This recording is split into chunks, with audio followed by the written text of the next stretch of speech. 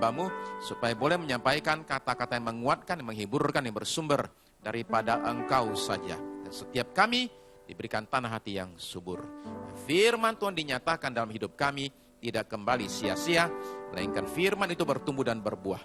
Dan kami akan sungguh-sungguh menerima berkat, bukan karena kami sudah mendengarkan firman saja, tetapi karena kami mendengarkan firman dan melakukannya dalam hidup kami setiap hari. Hanya dalam nama Yesus Kristus, Tuhan dan Juru Selamat kami yang hidup.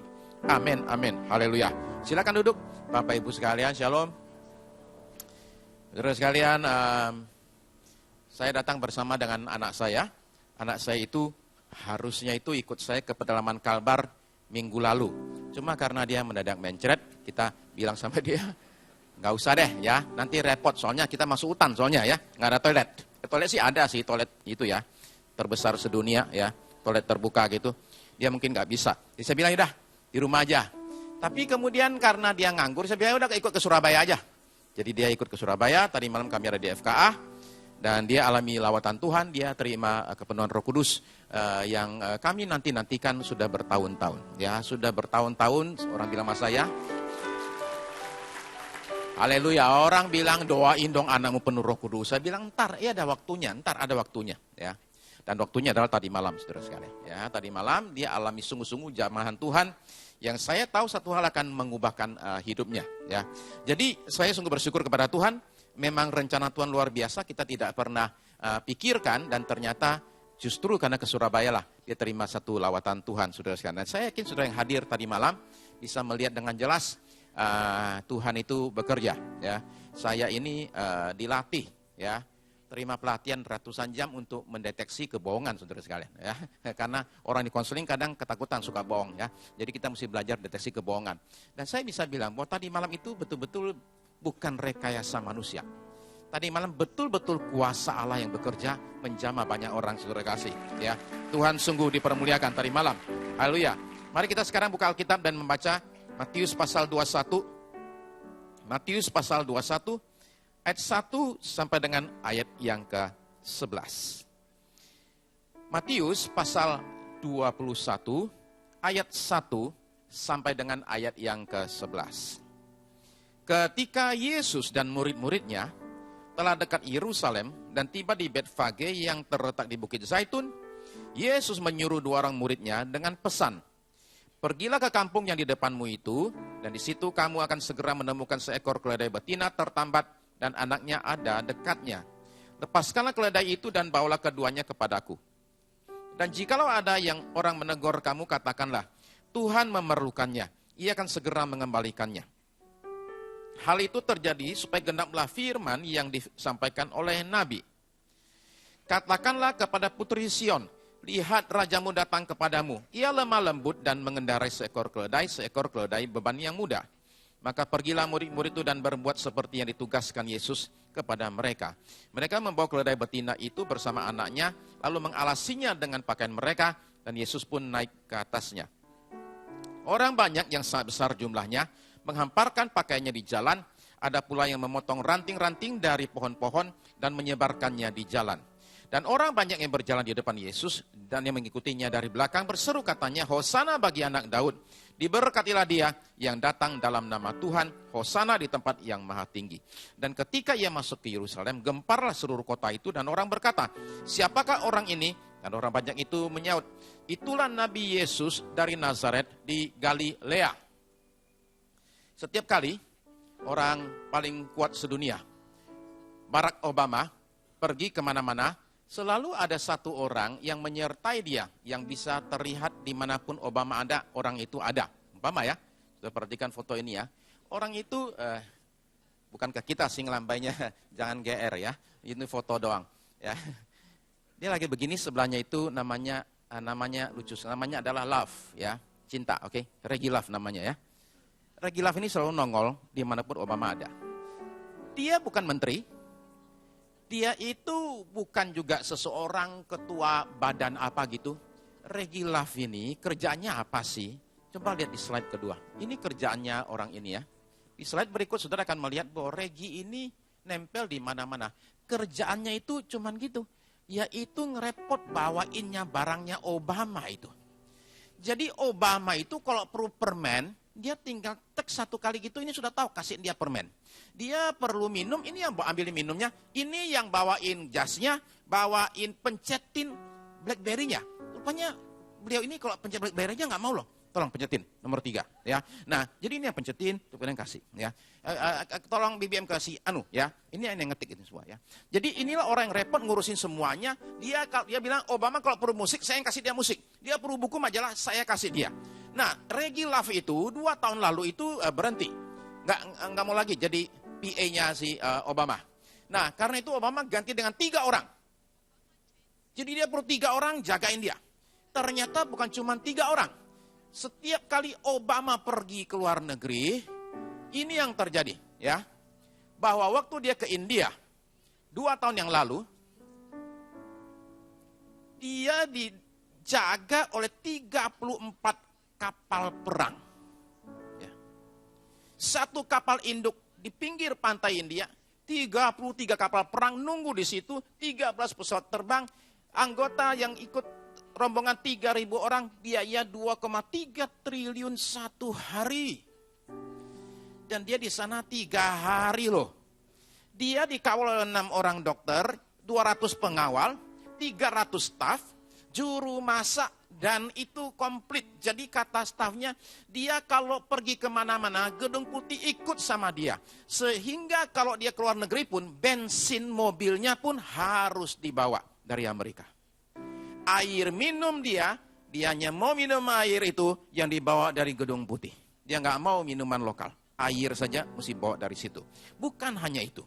Setiap kali dia berangkat, itu mesti ada kunjungan 3 tim sebelumnya. Tim itu ngapain aja sih? Contoh, tim itu akan pertama-tama lihat lokasi. Tim kedua itu melihat lebih jauh lagi. Tim ketiga itu periksa bom, jalan lewatin. Sehingga di India, dalam satu lokasi yang dia jalani, itu anggota tim datang dulu dan memutuskan untuk mengambil buah semua pohon kelapa yang ada di situ. Dipetikin semua. Kenapa? Takut pas dia lewat jatuh satu, ya. Jadi dipetikin semua itu, ya. Nah, kemudian mereka juga ambil itu udara diambil, dites untuk lihat bakterinya ada berapa. Nah, sekarang bandingkan dengan Yesus waktu dia masuk Yerusalem. Yesus masuk Yerusalem tadi kita baca, nggak pakai sama sekali pengawal sampai sekian ratus orang. Dia tidak pakai pemberitahuan dulu, dia nggak perlu banyak-banyak amat, dia cuma datang dan bikin heboh satu kota. Nah, kejadian yang tadi kita baca terjadi 2 minggu lalu, yaitu pada Minggu Palem yang kita peringati. Dia masuk Yerusalem, naik yang namanya keledai. Nah, saudara-saudara mesti perhatikan bahwa kisah Minggu Palem ini, cerita ini, adalah suatu pelajaran tentang bagaimana orang mengiringi Tuhan. Kenapa demikian? Karena minggu itu, yang kita peringati 1 minggu sebelum dia bangkit kembali, minggu itu diawali dengan luar biasa, ketika rakyat penduduk Yerusalem itu muncul semua untuk mengeluh-elukan menyambut Yesus. Nah, minggu yang luar biasa itu berakhir hari Jumat, dengan kekecewaan besar ketika Yesus tergantung di kayu salib. Nah, mari kita periksa apa yang terjadi ya. Murid-murid Yesus itu waktu masuk Yerusalem itu senangnya minta ampun. Kenapa? Karena Yesus baru saja membangkitkan Lazarus. Nah, saudara-saudara kan tahu begini ya. Kalau soal umpama orang sakit sembuh, kadang-kadang masih aja orang yang skeptis. Mungkin barangkali nggak didoain pun sebenarnya sudah mau sembuh dia itu ya. Atau mungkin tadi pagi dia barangkali minum makan apa gitu kebetulan aja didoain sembuh. Orang bisa bilang begitu. Tetapi kalau orang mati, ya, itu kemudian bangkit kembali, ya, itu yang tidak bisa dibantah. Apalagi ini adalah orang yang mati itu bukan cuma mati. Sudah dikubur 4 hari, itu dipanggil dan kemudian hidup kembali. Tadi pagi jam 2, ibadah 2 saya bicara soal beda antara kebangkitan dan yang namanya hidup kembali. Orang hidup kembali seperti Lazarus ya, hidup kembali kemudian dia akan mati lagi itu. Ya, maka di Siprus kuburan Lazarus misalnya bunyinya Lazarus mati 2 kali ya. Dia ada istimewa dibandingkan dengan kita. Nah, tapi yang jelas begini loh, kalau orang sudah mati, dikubur hari keempat, jenazahnya sudah mulai membusuk, itu dipanggil lagi, itu bisa hidup kembali, kita tidak bisa membantah, ini adalah sesuatu mujizat yang hanya dilakukan oleh seorang nabi yang luar biasa, hamba Tuhan yang istimewa sekali. Jadi, dan bukan hanya itu, bagi mereka inilah Mesias. Inilah Mesias Juru Selamat yang akan membebaskan mereka dari satu. Bukan dari apa-apa, dari satu saja. Apa itu? Penjajahan Romawi. Dengan kata lain, murid-murid Yesus itu pikirannya itu adalah politik. Nah, Yesus masuk Yerusalem naik keledai. Apa artinya naik keledai? Dia sengaja naik keledai untuk memenuhi nubuatan Nabi Zakaria yang mengatakan bahwa Raja Yerusalem akan datang dengan menunggang keledai. Jadi sengaja Yesus itu menggenapi nubuatan tersebut supaya orang tahu yang datang ini siapa? Yang datang ini adalah Rajamu. Nah, lalu kemudian teriakan Hosana. Hosana itu artinya apa sih, saudara sekalian? Hosana itu adalah teriakan perang. Selamatkanlah kami. Itu artinya. Kata lain, mereka sekarang sudah siap untuk kalau disuruh memberontak terhadap Romawi. Lalu kemudian saudara perhatikan mereka buka baju, kemudian taruh di tanah, kemudian ambil ranting pohon palem, ditaruh di tanah. Itu adalah zaman sekarang istilahnya karpet merah. Sewaktu Alexander Agung, tahun 300 sekian sebelum Masehi, masuk Yerusalem, orang Yerusalem melakukan hal yang sama. Semua buka baju supaya kuda dia jangan sampai nginjak tanah. Sewaktu Yehu diurapi jadi raja, anak buahnya semua buka baju supaya dia jangan nginjak tanah. Yesus datang sekarang dikasihkan perlakuan yang sama. Mereka itu berharap Yesus itu sungguh-sungguh jadi raja secara politik. Murid-murid Yesus itu juga jadi excited, senang banget. Kenapa? Karena mereka sudah tahu kalau Yesus jadi raja, sudah ada pembagian koalisi. Ya, siapa dapat apa sudah diatur semua itu. Kursimu siapa, kamu para menteri, kamu apa, itu sudah diatur semua. Jadi mereka semua udah bilang, iya ini dia ya, sekarang kita dapat jabatan juga akhirnya. Ya, nah jadi pertanyaan mereka, sebelum Yesus naik ke sorga, di Kisah pasal 1 adalah begini. Tuhan, maukah engkau pada zaman sekarang ini memulihkan kembali kerajaan Israel? Jadi pikiran mereka adalah kerajaan Israel secara fisik. Jadi bayangkanlah kekecewaan mereka ketika Yesus sudah masuk Yerusalem, sudah bikin heboh, malam itu tidak terjadi apa-apa. Dia kembali ke Yerusalem dan kemudian ke Betania dan tidur di situ. Loh, kok nggak ada apa-apa sih? Harusnya lakukan sesuatu dong, supaya kita bisa merasakan sesuatu kegerakan yang luar biasa. Saudara perhatikan, harapan mereka itu kandas pada hari Jumat itu, ketika Yesus mati di kayu salib. Hancur semua mimpi mereka. Nah, ini adalah hal yang terjadi pada banyak orang. Ya, manusia di dunia alami hal seperti ini bolak-balik. Ya, saudara-saudara, saya mau kasih tahu saudara ada satu orang bernama Kevin Keegan. Kalau saudara tahu Kevin Keegan, maka ada kedua kemungkinan. Saudara sudah tua, ya. Kedua, saudara-saudara gila bola, ya. Karena Kevin Keegan itu kan main bolanya tahun 80-an, ya. Jadi kalau saudara tahu dia, berarti saudara sudah tua, seperti saya. Nah, Kevin Keegan itu main bolanya itu saking bagusnya, dia dapat julukan raja, ya. Nah, Mei bulan depan, Kevin Keegan itu akan dibuatkan satu drama ya kehidupannya. Nah, saudara perhatikan, all hail the king. Semua hormat sama raja. Raja siapa? Raja Kevin. Jadi dia King Kev nama panggilannya itu ya. Nah, King Kev ini bulan Mei bulan depan dibuat. King Kev ini, perhatikan, King Kev ya, Raja Kevin. Saya ada buletin yang dibawa itu. Apa itu? Mesias. Dia dianggap sebagai Mesias. Untuk apa? Klub yang namanya Newcastle United. Inilah orang yang bisa menolong kita dari semua penderitaan kita kalah melulu. Kita perlu juru selamat. Jadi waktu dia ditunjuk menjadi pelatih Newcastle United, maka di websitenya Newcastle ada tulisan begini. Mesias Jordi Jordi itu nama orang daerah sana, panggilannya itu Jordi ya. Mesias orang Jordi bersedia jadi pelatih. Jadi dia ini Mesias. Dielu-elukan dan 6 bulan kemudian ini yang terjadi ya. Saudara perhatikan apa yang terjadi 6 bulan kemudian. Tolonglah selamatkan raja kita ini. Kenapa? Gagal total. Ya. Jadi dielu-elukan sebagai Mesias, pada akhirnya bikin kecewa saja itu. Saudara-saudara sekalian, saya ingin bicara pada hari ini bukan soal orang kecewa sama manusia, tapi kecewa sama Tuhan. Seringkali kalau kita kecewa sama Tuhan, kita ini munculnya karena apa? Karena keteguhan kita. Kita ini tidak goyah, percaya sekali, teguh. Ya. Nah, keteguhan itu bisa bagus, dibutuhkan, tapi kadang-kadang kalau ternyata kita ini sudah buta. Dalam arti kita tidak melihat bahwa yang kita inginkan itu keliru. Karena kita teguh sekali, pada waktu itu tidak terjadi, maka muncullah yang namanya kekecewaan. Kadang-kadang juga karena kita terlalu berdedikasi.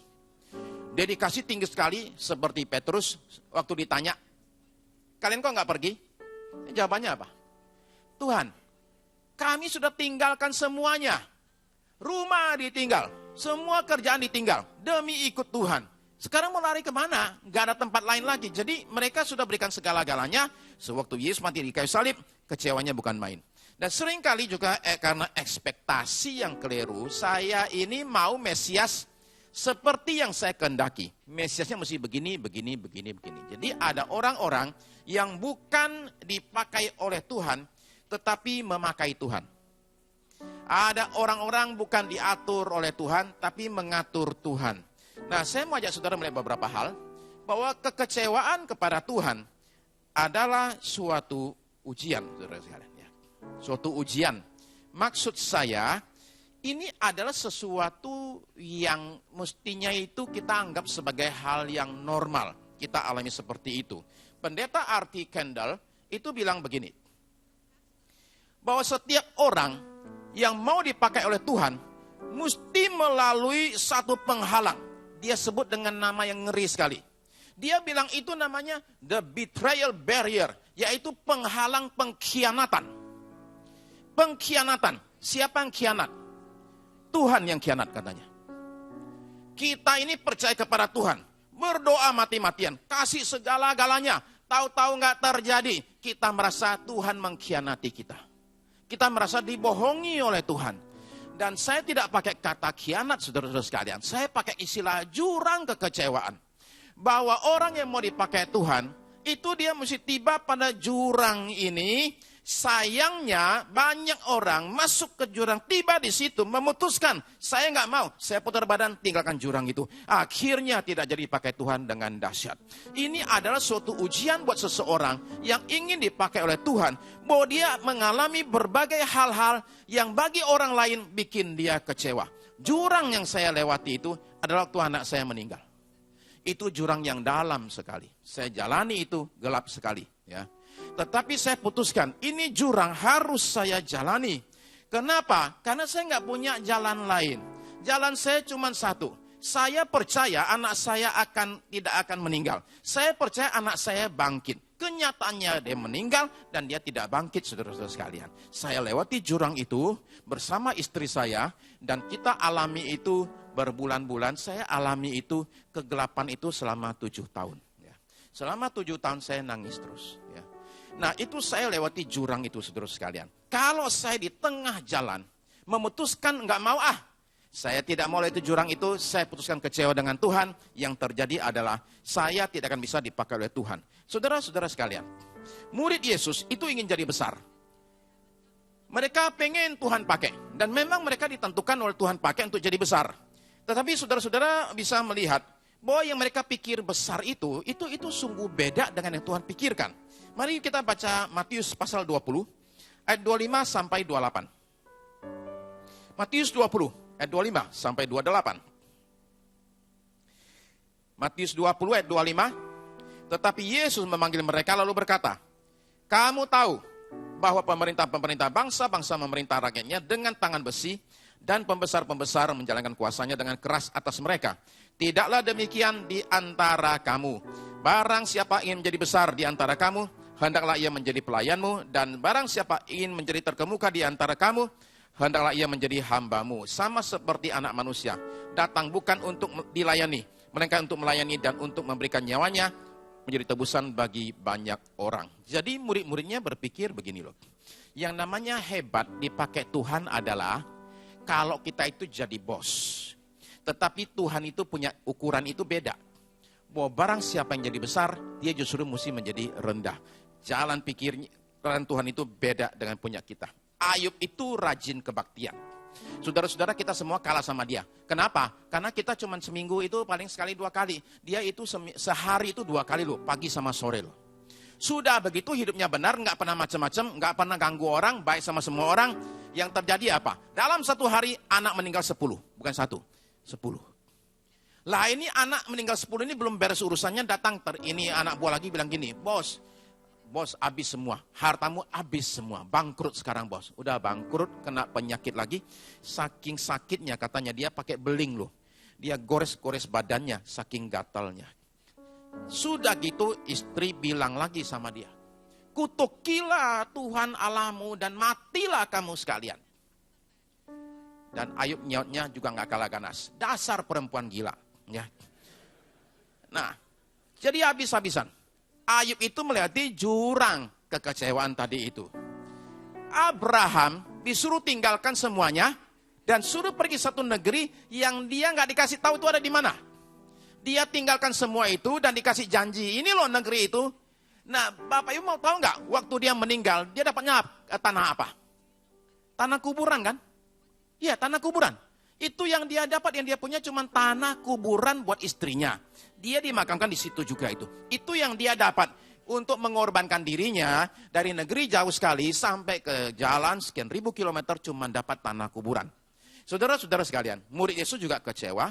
Guru ditangkap, mereka kabur semua. Nah, William Carey itu adalah bapak misi modern.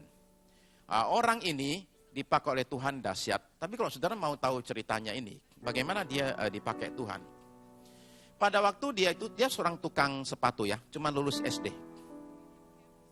Nah, tukang sepatu ini ya, itu suatu hari di acara pertemuan jemaat bilang begini, saya terpanggil untuk pergi ke India, ingin menginjili orang India supaya terima Yesus. Mau tahu nggak itu apa kata itu pimpinan jemaat? Pukul-pukul meja. Oi, kamu sok benar. Tuhan itu kalau mau menyelamatkan orang India, itu nggak usah bantuan kamu, tahu nggak? Sendiri juga bisa. Duduk. Dia bilang, lo nggak bisa begitu, kita mesti pergi beritakan Injil. Duduk. Akhirnya dia nggak mau tahu, dia itu bawa koper, naik kapal pergi ke India. Mau tahu nggak itu majelis ngapain? Waktu dengar dia naik kapal, mereka naik kapal, kejar itu kapal, turunin dia dari kapal. Pulang sana, sok benar. Dia pulang ke rumah bilang begini, kalau orang lain sudah bilang gini, saya sudah mencoba, ternyata nggak bisa juga. Ya udahlah Tuhan nggak tolong saya, nggak menyertai saya, udahlah nggak usah deh.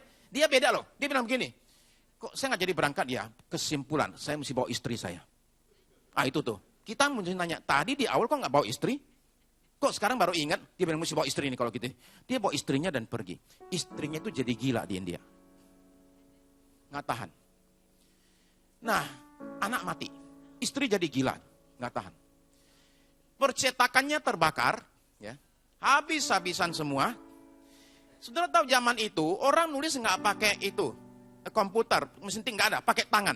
Dia kerja 10 tahun, setelah 10 tahun kebakar semua.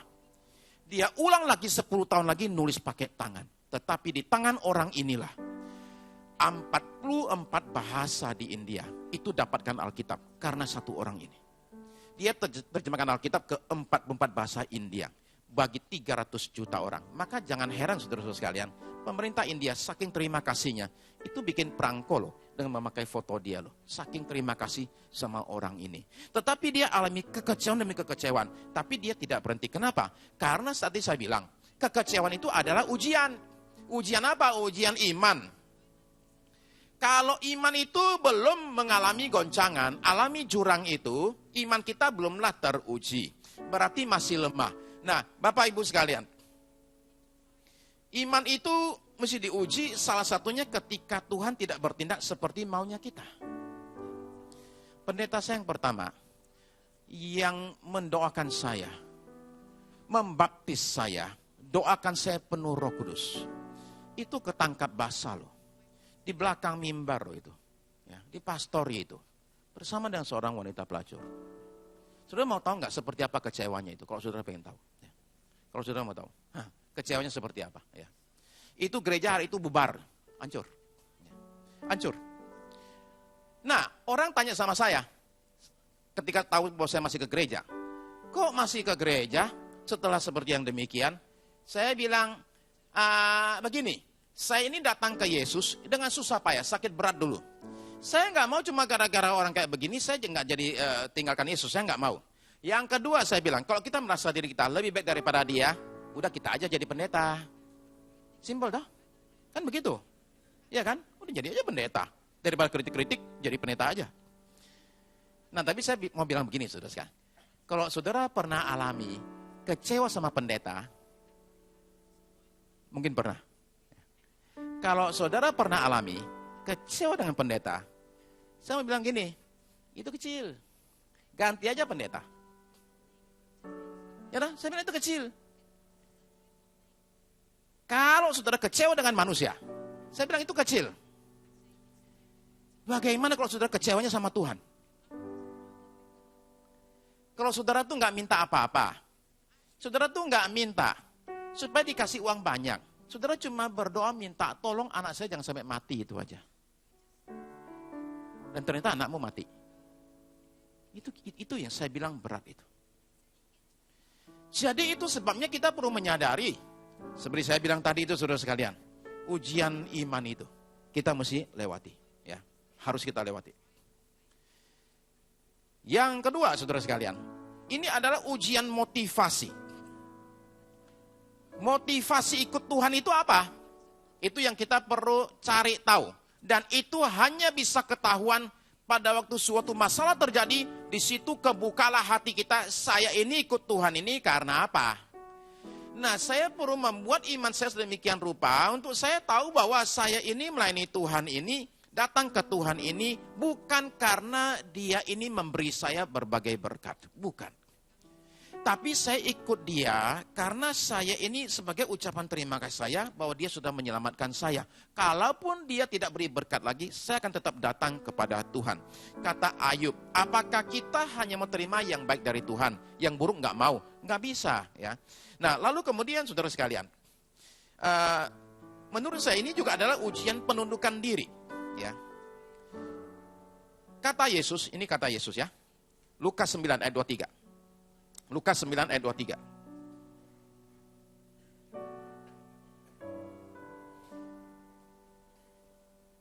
Katanya kepada mereka semua, setiap orang yang mau mengikut aku, ia harus menyangkal dirinya, memikul salibnya setiap hari, dan mengikut aku. Menyangkal diri, itu artinya apa? Artinya adalah berkata tidak, say no, enggak. Kepada siapa kita bilang enggak? Kepada diri kita. Saya mesti berkata tidak kepada diri saya mesti mengikut Tuhan.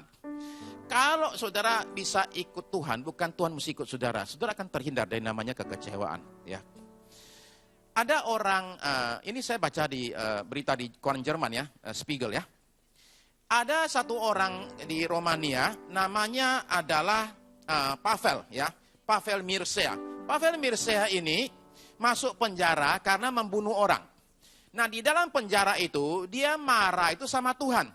Jadi memutuskan untuk dia itu menggugat Tuhan ke pengadilan. Jadi beritanya bilang begini, ini kota koran Jerman bagus sekali. Banyak orang merasa dikecewakan oleh Tuhan. Satu kali atau entah kapan ketika hidup mengalami masalah. Termasuk diantaranya juga Yesus yang bertanya kepada Bapa di sorga. Kenapa engkau meninggalkan aku ketika dia menderita di kayu salib? Tetapi katanya orang ini lebih hebat lagi, dia itu ajukan tuntutan, membawa Tuhan ke pengadilan, karena Tuhan ternyata tidak melakukan apa yang harus dia perbuat. Dia bilang Tuhan melanggar kontrak. Kontrak apa? Dia sebutin, waktu saya dibaptis, saya bikin kontrak sama Tuhan. Saya akan menyembah dia, saya akan meninggikan dia, sebagai gantinya dia mesti menjaga saya, jangan sampai digoda oleh setan. Ternyata saya bunuh orang, berarti Tuhan tidak lakukan bagiannya itu. Dia sebut Tuhan melanggar 5 pelanggaran ya. Yang pertama katanya adalah dia mengatakan bahwa dia sebut termasuk penipuan lah ya, termasuk penyalahgunaan kekuasaan dan sebagainya, dia sebut ya. Nah, hakim tolak kasus itu karena satu alasan saja. Tuhan tidak punya alamat. Ya, itu. Soalnya itu sudah mau dikirim ke mana kata hakim? Tuhan nggak punya alamat, you salah katanya ya. Jadi sudah sana kembali ke penjara ya. Nah, saudara sekalian, kekecewaan kepada Tuhan itu adalah ujian. Tapi yang kedua, jalan Tuhan itu bukan jalan kita.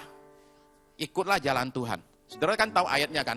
Di Yesaya pasal yang ke-55. Ayat 8 sampai 9. Yesaya 55 ayat 8. Sebab rancanganku bukanlah rancanganmu, dan jalanmu bukanlah jalanku, demikianlah firman Tuhan.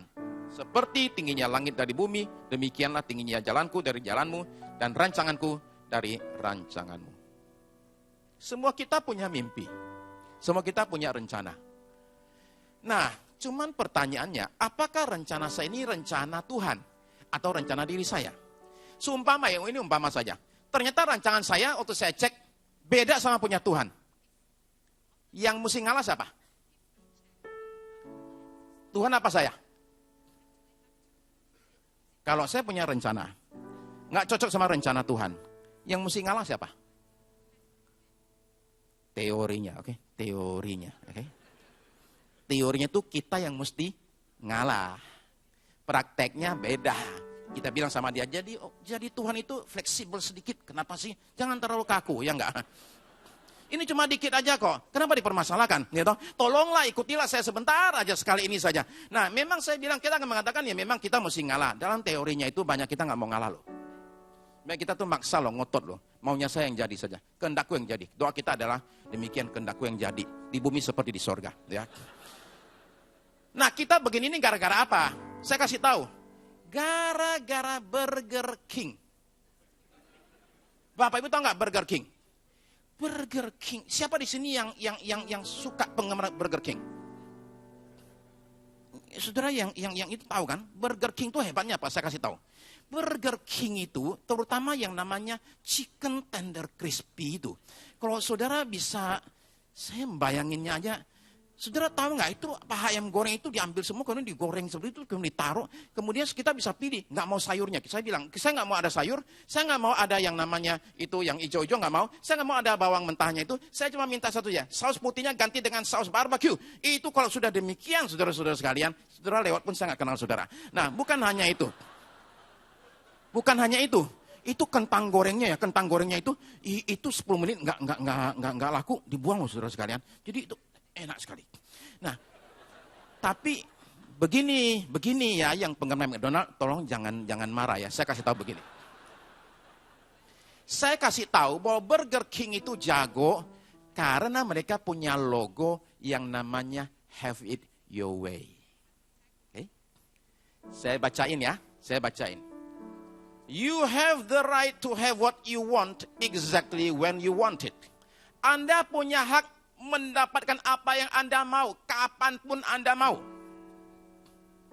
Because on the menu of life, you are today special. Karena dalam menu kehidupan, Anda adalah menu khusus hari ini. And tomorrow, dan menu besok juga Anda spesial. And the day after that, dan lusa. Ya, terus, well, you get the drift. Dia bilang, oke ya Anda ngerti maksudnya lah, katanya ya. Anda adalah spesial. Lalu dia bilang gini, yes, that's right. We may be the king, but you, my friend, are the almighty ruler. Wow. Kami boleh jadi raja, tapi Anda, sobat, Anda adalah penguasa yang maha kuasa. Makanya saya kalau masuk Burger King, beda sama kalau ke McDonald. Di McDonald kita terima apa adanya aja, udah paket. Burger King kita datang, kita raja. Saya minta gini. Itu beda. Nah, waktu kita datang kepada Tuhan, kita juga menjadi almighty ruler. Ya. I wanna have it my own way. Ya. Kita pengen jalan kita saja. Ini semua gara-gara Burger King. Nah,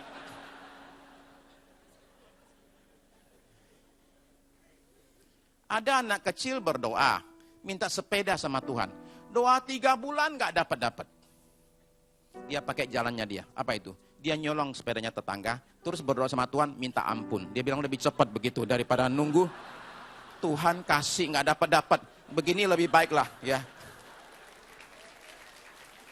Nah, saudara-saudara sekalian, saya ini mesti tahu kehendak Tuhan apa, supaya saya jangan sampai keliru. Nah, apa yang harus saya perbuat supaya saya tahu kehendak Tuhan? Tentu saya tahu di firman-Nya, ya. Dalam firman-Nya itu, di firman-Nya itu saya mengetahui apa yang menjadi kehendak-Nya. Kami merekam satu acara talk show di gereja untuk disiarkan di Indovision.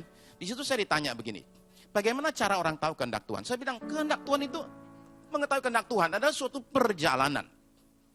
Sehingga saya melalui keintiman dengan Tuhan itu, tanpa Tuhan perlu ngomong pun, saya sudah tahu dia maunya apa. Itu seperti saya dengan istri saya bilang. Istri saya lewat saja, saya nggak usah lihat, saya udah tahu mood lagi gimana, lagi senang apa nggak senang. Tahu itu, hawanya berasa itu. Jadi saya nggak usah lihat, dia lihat belakang, hati-hati. Ini lagi nggak bagus ini, mood lagi nggak bagus. Saya tahu loh, saudara sekalian, ya. Itu karena keintiman, ya toh, ya. Nah, jadi kita jauh lebih aman dengan demikian. Jadi karena keintiman, saya tahu Tuhan itu maunya apa. Nah, pendeta Charles Sheldon, itu karang satu buku yang menolong kita sekali. Bukunya itu judulnya adalah In His Steps. In His Steps itu kemudian memunculkan satu istilah yang namanya What Would Jesus Do? Yang dipakai di topi lah, yang dipakai di gelang lah, dibikin macam-macam. WWJD, itu istilahnya itu. Nah, What Would Jesus Do? Itu adalah satu novel sebenarnya, di mana Pak Pendeta ini menceritakan satu gereja di Amerika bagian tengah, di mana pendetanya menantang jemaatnya. Mulai sekarang sampai 3 bulan ke depan, sebelum Anda berbuat sesuatu, tanya sama diri sendiri. Kalau Yesus jadi saya, dia mau ngapain? Coba tanya katanya. Dan cerita bergulirlah. Ada satu jemaatnya yang adalah editor dan punya satu koran. Dia waktu pergi ke kantor, tanya sama dirinya, kalau Yesus jadi saya, dia ngapain? Dan dia dapat jawabannya itu. Kalau Yesus jadi saya, Yesus akan buang iklan rokok dan iklan alkohol. Yesus juga akan perbaiki bahasanya, terutama berita kejahatan atau berita pemerkosaan. Tidak boleh diceritain detail-detailnya, nggak boleh sama sekali. Waktu dia ngomong sama anak buah, kita nggak terima lagi iklan rokok, iklan alkohol, iklan nightclub. Anak buah semua protes. Bos, koran bisa tutup loh. Ini kita duit dari sini semua nih. Dia bilang nggak boleh, nggak ada. Seorang penyanyi dari gereja pulang, lewati daerah kumuh. Dia tanya sama dirinya, kalau Yesus jadi saya, dia ngapain ya? Dia dapat jawabannya. Yesus akan mampir ke sana, ajarin mereka nyanyi, anak-anak di kampung kumuh itu. Dan dia lakukan itu. Jadi terjadi perubahan hidup karena pertanyaan ini, what would Jesus do? Jadi kalau saudara hadapi suatu keadaan, mungkin perlu saudara tanya sama diri sendiri. Kalau Yesus jadi saya, dia mau ngapain? Nah, setelah pendeta Sheldon meninggal, orang-orang baru tahu, ternyata cerita itu adalah pengalaman pribadi dia. Dia pernah jadi editor satu koran, dan memutuskan membuang semua iklan yang tidak benar. Dan akibatnya bukannya korannya tutup, korannya justru tambah jadi laku, saudara sekalian. Nah, karena itu, mari kita ini arahkan kehendak kita, cocokkan dengan punya Tuhan. Yang terakhir, saudara sekalian, hadapi kekecewaan dengan Tuhan, kita mesti menantikan waktunya Tuhan. Ya, Tuhan itu membuat semuanya indah pada waktunya. Kita tahu ayatnya, Pengkhotbah 3:11, Ia membuat segala sesuatu indah pada waktunya. Nah, kita cenderung apa-apa pengen cepat, iya kan? Kalau punya masalah, cepat selesai. Kalau cari uang, cepat datang. Sekolah, cepat pulang. Kebaktian, cepat bubar. Ya, itu adalah keinginan kita semua. Mari kita jujur, saudara sekalian. Oke, saya juga. Ya. Kalau jalan-jalan, jangan cepat-cepat selesai. Nonton TV, ya baru duduk udah selesai, nggak asik. Itu yang bisa lama. Kalau yang lain, nah Tuhan itu biasanya kebalik. Tuhan itu ya betul-betul terbalik. Dia nolong orang itu ya kayaknya serba lambat aja. Kemudian jawab doa itu juga lama sekali. Kalau bisa ya katanya, begitu amin itu kita langsung jadi. Maunya kita demikian. Ya. Ada orang mendaki Gunung Sibayak di Medan ya. Dia pisah dari rombongannya dan ranselnya jatuh. Sehingga dia nggak ada makanan, nggak ada baju ganti, nggak ada tenda. 3 hari hujan terus. Pada hari ketiga dia nggak kuat, hujan terus, nggak tidur, nggak makan. Memang minum sih banyak ya karena hujan ya. Nah, tetapi dia akhirnya nggak kuat, dia doa sama Tuhannya. Dia bilang, ya Allah, daripada kau siksaku seperti begini, lebih baik aku mati diterkam macan. Dia baru bilang macan, tahu-tahu ada bunyi suara bilang, wah, macan datang. Langsung dia berdoa lagi, ya Allah, orang cuma main-main dimasukin ke hati. Ya.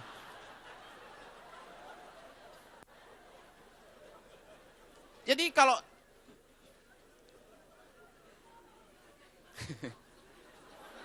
hati-hati, oke? Saya kasih tahu ya, oke? Saya kasih tahu, saya dalam bahaya. Saya ini kalau ketawa nggak bisa berhenti. Itu penyebabnya. Kenapa saudara-saudara saya ini kenceng banget muka saya? Karena saya kalau ketawa susah berhenti, oke? Beberapa orang punya rekaman video saya ketawa di panggung selama 10 menit nggak berhenti. Jadi saya mesti hati-hati, ya. Nah, karena orang pengen cepat, serba pengen cepat, maka orang berusaha menyelesaikan masalah dengan segala cara yang akhirnya malah bikin repot. Seringkali jalan keluar menjadi masalah lagi. Solusi jadi masalah. Ya, ada orang ketemu kecoa di rumah.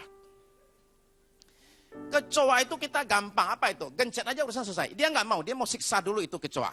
Jadi dia ambil kecoanya, dia siram bensin di kloset kan? Tahu kloset ya, tempat untuk orang BAB itu. Nah, dia siramin dulu pakai bensin, terus dikuruk-kuruk kayak gitu, disiksa dulu karena itu baru di flush, ya. Setelah itu sakit perut, dia duduk. Ini orang belum dalam Tuhan ya. Jadi waktu dia duduk itu, duduk kayak gitu, merenung itu, waktu merenung tuh dia merokok. Nah, tahu sendiri kan, yang dulu belum bertobat kan tahu kan, kalau udah gitu buangnya kemana? Langsung ke sini. Masih ada bensin, tahu-tahu, nah ada kebakar toh. Nah, kebakar. Jadi dia, saya mesti hati-hati.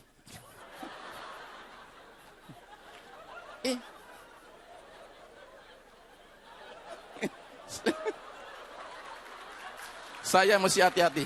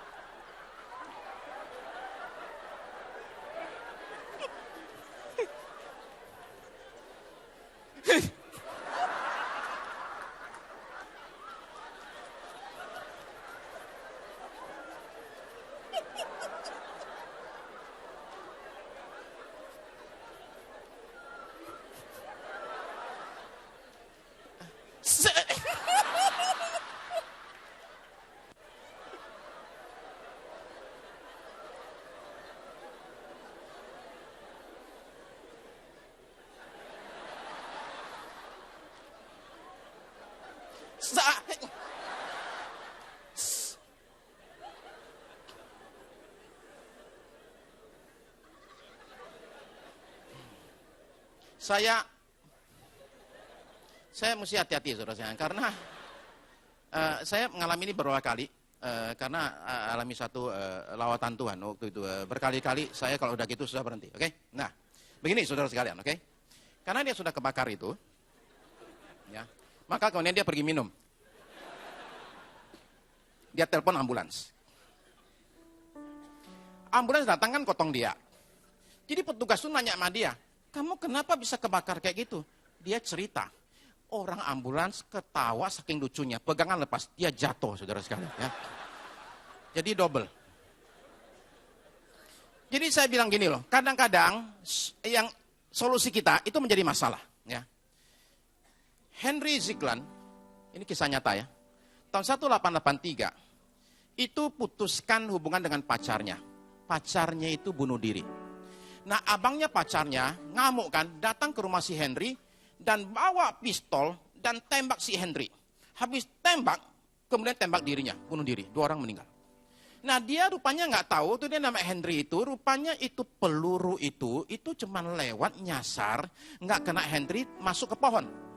Di pohonnya Henry, ditanam di situ. Nah itu peluru masuk ke dalam, dan kemudian 20 tahun kemudian, peluru itu akhirnya dibungkus oleh pohon itu, sehingga ada dalam batang pohon itu. 20 tahun kemudian, Henry itu pengen tebang itu pohon. Nah dia nggak mau pakai cara yang biasa, dia mau pakai cara cepat. Mau pakai cara cepat gimana? Dinamit. Dia dinamit pohonnya, begitu didinamit, itu pohon pecah, peluru itu nongol lagi dan shoot, tembak Henry. Meninggal dia itu. Jadi itu tembakan, itu bisa menunggu 20 tahun, baru menemukan sasarannya, saudara-saudara sekalian. Kak, saya cuma mau bilang begini, saudara-saudara sekalian, bahwa di dalam kita ini, belajar menangani, kita punya pengharapan kepada Tuhan adalah penting kita lakukan sesuatu menurut ya waktunya Tuhan, menurut caranya Tuhan, saudara-saudara sekalian. Ya, murid-murid Yesus tidak mengerti, akhirnya dia mengerti. Ya. Akhirnya mereka semua mengerti. Setelah apa? Setelah peristiwa terjadi, mereka katanya tahu. Nah, Yusuf itu akhirnya ngerti kenapa dia dijual ke Mesir. Setelah dia alami penjara. Setelah semua terjadi, dia akhirnya tahu. Dan Alkitab mengatakan, kita tahu sekarang. Kapan kita tahu? Sekarang. Kita tahu sekarang apa? Bahwa Allah turut bekerja dalam segala sesuatu untuk mendatangkan kebaikan. Jadi dalam hidup saya kadang-kadang alami hal yang tidak baik. Berbagai pergumulan terjadi. Nah, saya yakin di sini ada yang senang merajut ya. Ya, suka merajut. Saya suka merajut kan tahu ya. Rajutan itu adalah suatu karya yang perlu waktu lama sekali. Saya tunjukkan satu yang saudara perhatikan. Umpama saya kasih saudara satu hadiah berupa gulungan benang seperti demikian ya. Nah, saudara-saudara perhatikan ya, ini benang kusut ini. Kalau saya kasih saudara benang ini, terus saya bilang tolong ini taruh di ruang tamu, saudara mau nggak? Saudara kan mengatakan nggak mau lah, ya. Kenapa benang kusut kayak gitu kan? Ini benang kusut karena di sisi satunya. Sisi sebelahnya di slide berikut. Ini gambar yang di depannya ya. Ini dia gambarnya. Ya. Saudara akan menemukan bahwa di sini ini gambar terlihat jelas. Adegan satu rumah di musim salju. Tapi di bagian belakang dari gambar yang sama adalah benang kusut tadi. Nah hidup itu seperti demikian. Bahwa kadang-kadang kita lihat satu sisi saja, dan menemukan hidupku seperti benang kusut. Banyak masalah terjadi. Berbagai hal tidak seperti yang saya inginkan dalam hidup saya. Doa saya kadang tidak dijawab oleh Tuhan. Penyakit saya kadang belum sembuh. Saudara perlu tahu waktu mengalami itu dan lihat itu, saudara mungkin perlu berhenti sejenak dan belajar untuk berpikir. Jangan-jangan Tuhan sedang merajut hidup saya. Dan saya tahu satu hal, sekalipun sekarang saya lihat benang kusut, tapi tiba waktunya nanti, saya akan melihat satu gambar yang indah akan Tuhan bentuk dalam hidup saya. Waktu saudara sadar ini, haleluya. Waktu saudara sadar ini, saudara akan jadi kuat dan akan percaya. Tuhan itu turut bekerja dalam segala sesuatu untuk mendatangkan kebaikan. Mari kita berdoa. Haleluya. Saya ajak kita bangkit berdiri, kita nyatakan iman kita kepada Tuhan. Haleluya. Terima kasih Tuhan Yesus. Saudara terkasih, Tuhan itu sedang merendah kehidupan kita. Apa yang kau alami kini mungkin tak dapat engkau mengerti. Cobaan yang engkau alami tak melebihi kekuatan Tuhanmu tak akan memberi. Tuhanmu tak akan memberi ular beracun pada yang minta roti. Satu hal tanamkan di hati, indah semua yang Tuhan Tangan Tuhan sedang merendah. Tangan Tuhan sedang merendah. Suatu karya yang agung mulia, saatnya kan tiba nanti. Kau lihat pelangi kasih-Nya. Nyatakan dengan iman percaya apa yang kau alami kini. Apa yang kau alami kini mungkin tak dapat engkau mengerti. Cobaan yang engkau alami tak melebihi kekuatanmu. Tuhanmu takkan memberi. Tuhanmu tak akan memberi ular beracun pada yang minta roti. Satu hal tanamkan di hati, indah semua yang Tuhan. Tangan Tuhan sedang merendah.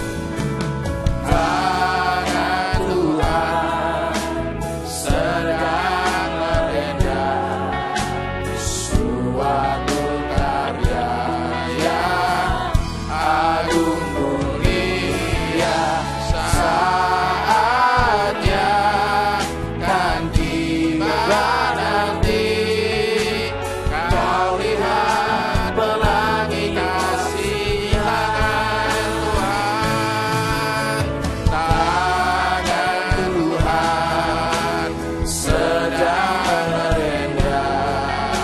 Suatu karya yang agung mulia, saatnya kan tiba nanti.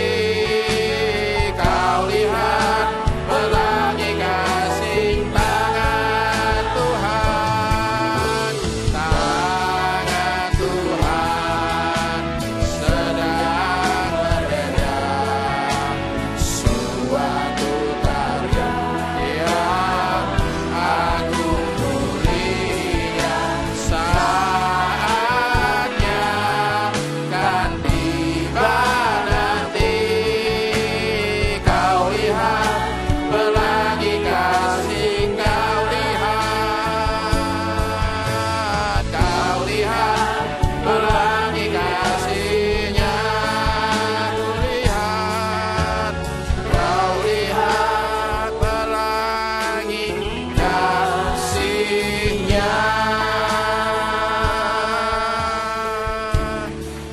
Terima kasih ya Tuhan, kami percaya tangan-Mu sedang merendah. Suatu keindahan dalam hidup kami. Mungkin sekarang kami melihat yang ada benang kusut. Tuhan ajar kami melihat dengan mata iman bahwa di balik semua kekusutan ini, tangan Tuhan sedang merendah. Tangan Tuhan sedang bekerja, memunculkan keindahan dalam hidup kami. Dan itu sebabnya pada sore ini Tuhan ajari kami untuk kami tidak memaksa Tuhan mengikuti kehendak kami, tetapi justru mengizinkan kehendak Tuhan jadi atas hidup kami. Berikanlah kami kekuatan ya Tuhan, untuk kami boleh belajar percaya dan beriman bahwa Tuhan Engkau punya maksud untuk segala sesuatu yang terjadi dalam hidup kami. Kami percaya ya Tuhan, Engkau sedang lakukan karya-Mu. Engkau tidak pernah meninggalkan kami. Engkau sedang mengatur segala sesuatu menjadi indah pada waktunya. Terima kasih ya Tuhan untuk kekuatan-Mu, perlindungan-Mu, penyertaan-Mu atas kami. Malam ini hamba berdoa, teguhkan mereka yang dalam keadaan lemah. Sembuhkan yang sakit ya Tuhan. Hiburkan yang susah. Hidupkan yang sudah mati ya Tuhan. Dan nyatakan karya-Mu, pemulihan-Mu atas kami semua. Dalam nama Yesus, kami percaya mujizat masih ada. Kami percaya Tuhan masih terus bekerja. kuasa Tuhan masih ada bagi kami semua. Terima kasih, kami bersyukur pada sore ini. Hanya dalam satu nama saja, hanya dalam nama Yesus, Tuhan dan Juru Selamat kami yang hidup. Saudara sekalian, sebelum saudara duduk, ada buku saya jilid kedua, minggu depan sudah ada di toko buku Puskara Jawali. Saudara bisa dapatkan nanti minggu depan di toko buku ya. Tuhan memberkati saudara sekalian. Mengiringmu seumur hidupku, masuk dalam rencanamu Bapa. Pikiranku, kehendakmu, ku serahkan padamu. Harapanku hanya di dalam-Mu, bukan teguh bersama-Mu Tuhan. Jadikanku jangan berjalan-Mu untuk memuliakan nama-Mu,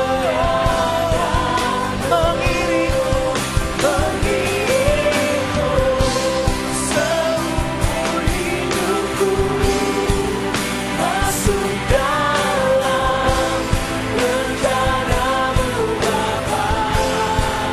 Pikiranku, kehendakmu, ku serahkan padamu. Harapanku,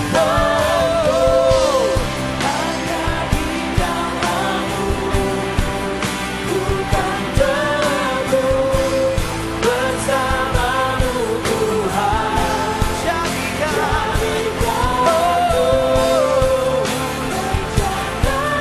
Jadikanku bejana-Mu, jadikanku bejana-Mu untuk memuliakan-Mu.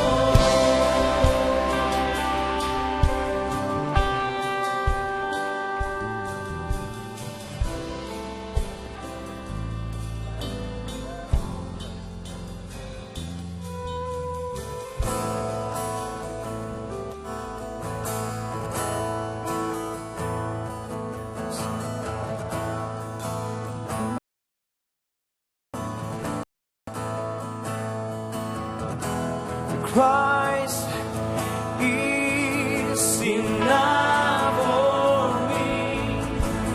Christ is enough for me. Everything I need is in You. Everything I need, Christ is enough. Christ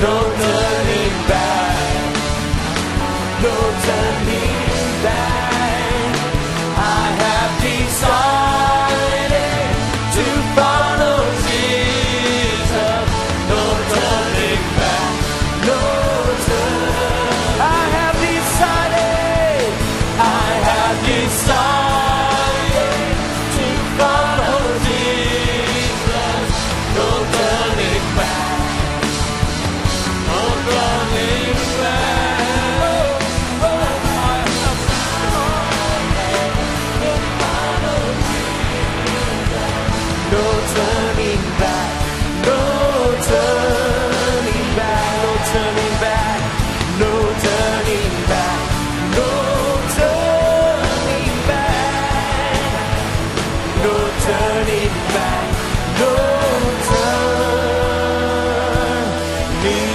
back. Tepuk tangan Tuhan Yesus Kristus. Haleluya.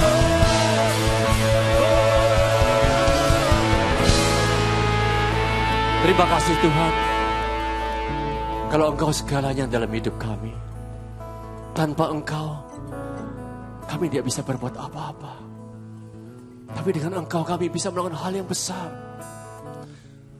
Semua yang kami capai saat ini adalah semata-mata karena kasih karunia. Karena kami butuh Engkau Tuhan, di mana kami berada. Engkau selalu memberikan kami hikmat. Engkau selalu memberikan kami kasih karunia. Untuk kami melewati segala pencobaan yang kami alami. Dan kami bisa keluar menjadi lebih daripada pemenang. Tuhan, inilah kami.